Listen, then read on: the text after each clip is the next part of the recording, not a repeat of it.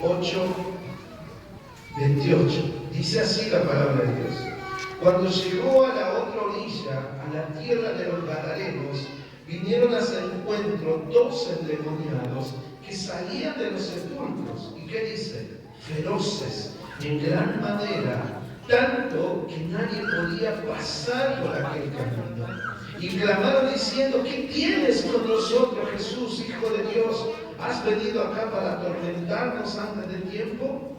Estaba paciendo lejos de ellos un hato de muchos cerdos, y los demonios le rogaron diciendo: si nos echas fuera, permítenos ir a aquel hato de cerdos. Y les dijo: id. Y ellos salieron y se fueron a aquel hato de cerdos, y aquí todo el hato de cerdos se precipitó en el mar por un despeñadero y perecieron en las aguas. ¿Ves? El tiempo peligroso, ahí en la traducción correcta serían tiempos feroces. Similares, esa palabra aparece 2 veces nada más en el Nuevo Testamento. Aparece ahí hablando de los endemoniados gadarenos que eran feroces en gran manera, y ahora hablando acerca del tiempo feroz. Eso ya te da una idea, que son tiempos, el tiempo postrero va a estar caracterizado también por una actividad demoníaca fuerte. Y eso va a generar en los hombres ciertas características. Ahora, esa actividad demoníaca, hermano, no significa que todos van a estar poseídos, aunque algunos sí. Pero, ¿qué es lo que está hablando? De cómo Satanás, sabiendo que el fin se acerca, va a usar las 2 herramientas más grandes que tiene. Él dice ahí, Juan 8:44, él ha sido homicida desde el principio y ha sido mentiroso. Satanás es original cuando es mentiroso, y él es padre de mentira. Y dice que su esencia es mentirosa. La fuente de la mentira está en Satanás, así como la fuente de la verdad está en Dios. Pero Satanás solamente es fuente de mentira. Y en este postrero tiempo, Satanás va a usar poderosamente, está matando gente, es un homicida. Miren, usted y yo no nos morimos, pero no porque Satanás no nos quiera matar. Satanás está agüita por matar a todos los seres humanos posibles, porque esa es su naturaleza, es un asesino. Usted tuvo un accidente, se le reventó una rueda, justo se cayó, y vos decís, ¿cómo puede ser que se haya accidentado? Y cuando lo empezás a pensar más, vas a decir, hay una mano negra por ahí. Y ahí te vas dando cuenta que Satanás mata a mucha gente. Se cae en un avión, genera cosas en la cabeza de las personas que los lleva al suicidio, ¿se entiende? Imagínate que te está diciendo, no sirves para nada, deberías matarte, deberías matarte, deberías matarte. Eso es lo único que podés hacer, la vida no tiene sentido. Porque yo lo viví, veía cómo Satanás murmuraba a mis oídos, a mi mente, que terminara con mi vida. Satanás es un asesino. Y en este último tiempo va a usar poderosamente su herramienta, pero también es un mentiroso. Entonces, así como en el tiempo cuando Jesús llegó a Gádara y había una legión de demonios en estos 2 endemoniados, así también ahora te da la idea Pablo, que en este tiempo legiones de demonios también van a estar activos en este último tiempo. Ahora, ¿qué más podemos decir? Acá Pablo va a empezar a hablar del carácter de los hombres. Dice, porque habrá hombres, en primer lugar, ¿qué van a ser? Amadores de sí mismos. ¿Por qué pone ese primer pecado? Y yo quiero hacer un énfasis. Hoy vamos a hablar de los amadores de sí mismos, que después da otros resultados. Y vamos a hablar de la actividad demoníaca. Vamos a hablar primero de los amadores de sí mismos. Vivimos en un tiempo donde todos se quieren, todos se aman, todos se adoran, se adulan a sí mismos. Es un tiempo de amadores de sí mismos. Miren, Cuando yo pienso en todo esto, pienso en lo siguiente. Personas miserables, pero que son sinvergüenzas. No sienten culpa, no tienen remordimiento, son impíos con conciencia cauterizada, publican su inmoralidad abiertamente, publican sus miserias. Y Jesús habló de ello. Fíjense en Lucas capítulo 9, versículo 26. Lucas 9, 26. Y yo te estoy hablando a vos que no te estás durmiendo. Si vos prestame atención, vos recuperás, absorbés todo. El que se duerme se lo pierde. No voy a decir nada de lo que soy. Por ejemplo, bueno, vamos ahí. Hagamos el esfuerzo, hermano. Sé que la vigencia está full. Dice versículo 26. Porque el que se avergonzare de mí y de mis palabras, de este se avergonzará el Hijo del Hombre cuando venga en su gloria y en la del Padre y de los santos ángeles. ¿Hay gente que se avergüenza de Jesús? Sí. Sí. Hay personas religiosas que son sinvergüenzas, están autoengañadas, se presentan como personas buenas, no conocen la vergüenza, son impías en manera encubierta, se han entrenado para confiar en sus propias justicias, son hipócritas, no se mortifican, pues piensan que no tienen de qué. Ahora usted dirá, David, ¿por qué estás hablando de eso? Porque si volvés ahí, mira, volvamos de nuevo a Timoteo, te da la idea de que hay un cristianismo, entre comillas, corrupto, apóstata que se levanta. ¿Sí? Fíjate cómo va conectando. Vamos, capítulo 3, versículo 2, dice, porque habrá hombres amadores de sí mismos, como si fuera ese pecado el principal que da como resultado avaros, vanagloriosos, soberbios, blasfemos, desobedientes a los padres, ingratos, impíos, sin afecto natural, implacables, calumniadores, intemperantes, crueles, aborrecedores de lo bueno, traidores, impetuosos, infatuados, amadores de los deleites más que de Dios. ¿Qué dice el versículo 5? Que tendrán apariencia de piedad, pero negarán la eficacia de ella. A estos evitan. ¿Ves cómo termina? No, pareciera que Pablo no está pensando en el mundo pagano, gentil, alejado totalmente de las cosas de Dios. No, está hablando de aquellas personas que están aparentemente dentro de la iglesia. Por eso dice, tendrá que apariencia de piedad, fachada de piedad.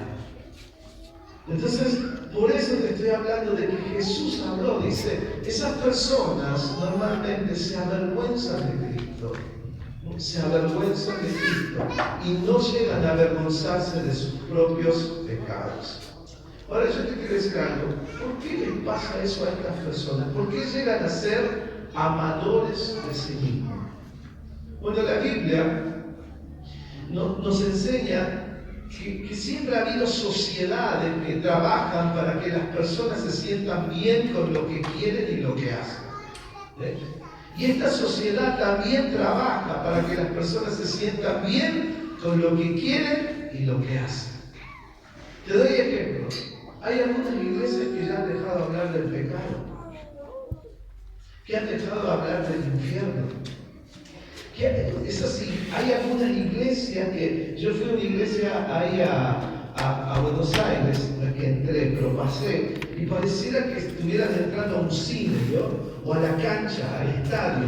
Se hacen filas y filas para escuchar a alguien que dice que es un pastor evangélico y nada más que es un gurú, es una persona que los excita y los pone en positivo y les da como una terapia de autoestima, una terapia de amor propio, y eso a la gente le gusta. Cuando yo te digo, vos sos cabeza y no cola, el Señor te va a bendecir, el Señor te va a llenar de bendiciones, a chorreras desde el cielo. Cuando te digo que Dios te ama, que vos sos especial, que sos original, y cuando te estoy todo el tiempo dando autoayuda, como esos libros de autoayuda, a uno le encanta a veces. Ir a esas iglesias puede ser muy llamativo, porque uno sale sintiéndose mejor. Por eso hay gente que va y dice, ahora me siento mejor. Fui a ese culto, ¿y cómo estuvo el culto? Espectacular. ¿Sabes cómo me siento ahora? Pero lo único que hacen es generar personas amadoras de sí mismas. Las personas son adeptas a la religión de la autoestima, a la no mortificación. Hoy cuando vos venís al verdadero evangelio, el verdadero evangelio dice tenés que morir a vos mismo, tenés que crucificarte junto a Cristo, tenés que mortificar tu carne, tenés que golpear tu cuerpo. O sea, todo eso a veces no suena tan lindo, ¿o sí? A veces no suena tan lindo. Y por eso a veces los hombres prefieren incluso otro tipo de predicaciones. Hay personas que no están dispuestas a sentirse avergonzadas de sí mismas y entonces se avergüenza de Jesús y de su mensaje. Acá cuando Jesús dice, el que se avergonzare de mí, yo también me avergonzaré de él. Jesús no iba a ser su Mesías, ni su Señor, ni su Rey, ni su Salvador. Los ofendía que alguien tan humilde como un carpintero de Nazaret dijera que era el Mesías, el Rey esperado. ¿Se acuerdan cuando fue a su aldea? Pero sí, le dijo José, el carpintero. ¿Acaso sus hermanos no están en medio nuestro? ¿Cómo puede ser que esta persona tan humilde diga ser el Mesías esperado?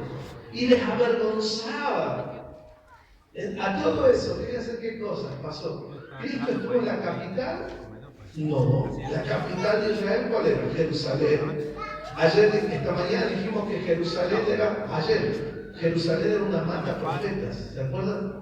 Era una ciudad rebelde y mataba a sus profetas vez tras vez. Por eso Jesús estuvo en la Baja Galilea, en la Galilea gentil.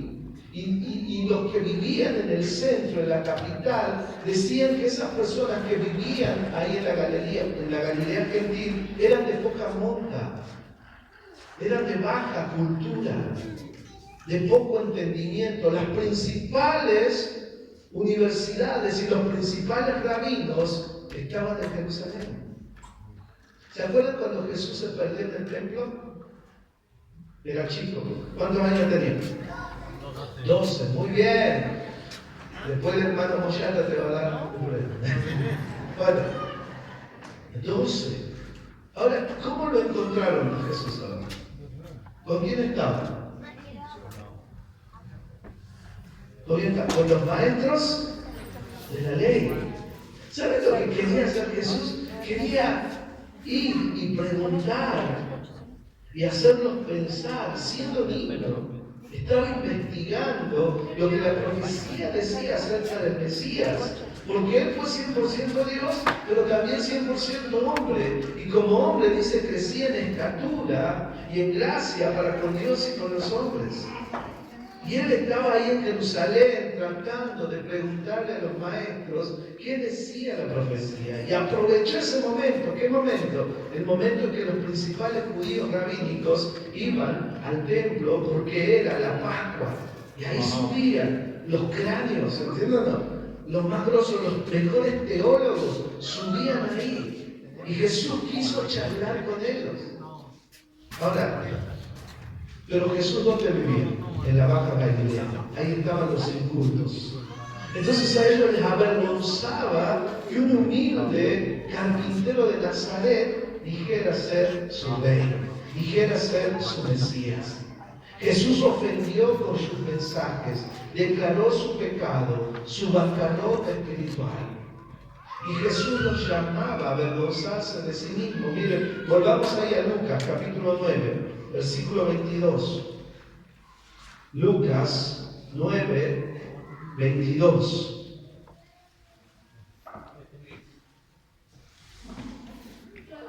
Dice, diciendo, es necesario que el Hijo del Hombre padezca muchas cosas y sea desechado por los ancianos, por los principales sacerdotes y por los escribas, y que sea muerto y resucite al tercer día. Versículo 26, porque el que se avergonzare de mí y de mis palabras, de éste se avergonzará. Él fue la piedra angular desechada. Es lo que Pedro dice. Al que desecharon, Dios lo tomó como la piedra angular. Entonces, cuando uno se pone a pensar, ¿cómo fue la vida de Jesús? Fue una vida de rechazo. Fue una vida de personas que sentían vergüenza por él. Ahora Jesús los llama a avergonzarse de sí mismo, a abandonar sus propias justicias. ¿Ves? El Evangelio de Cristo nunca llama a la autoestima, a amarte a vos mismo, no llama a eso, al contrario. El Evangelio de Cristo te llama a avergonzarte de vos mismo, de tu naturaleza pecaminosa. Te llama a avergonzarte de tus errores, de tu falta de obediencia. No nos llama a amarnos. Por eso yo, querido hermano, cuando escuches YouTube o cuando vayas a escuchar en la virtualidad o las radios, ten cuidado con lo que escuchas. Porque si ese predicador te está llevando a ser un amador de vos mismo, eso no es de Dios. ¿Se entiende? No es de Dios. Normalmente el Evangelio duele porque te confronta con tu miseria. Te confronta con tu error. Hay gente que dice, yo no voy a la iglesia porque no me hace sentir culpable. No, si voy a la iglesia después termino mal de la cabeza, me voy a volver loco. Es que el Evangelio busca que te avergüences de tu pecado para que puedas abrir tu corazón a la gracia de Dios y Él pueda transformar tu corazón y puedas decir, si algo bueno hay en mí, no es por mí, sino es por la gracia de Dios. Si algo bueno ocurre en mi vida, es por lo que Dios está haciendo. Pero no es porque yo tengo la fuerza de voluntad de ser una gran persona. Ese es el verdadero Evangelio. Por eso Jesús hería sus conciencias, los ofendía y los llamaba a avergonzarse de sí mismo. Él no quería generar personas amadoras de sí mismo. Ahora yo le hago una pregunta, hermano. El registro de nuestros pecados, ¿no nos avergüenza? ¿Qué hay en Jesús para avergonzarse de Él?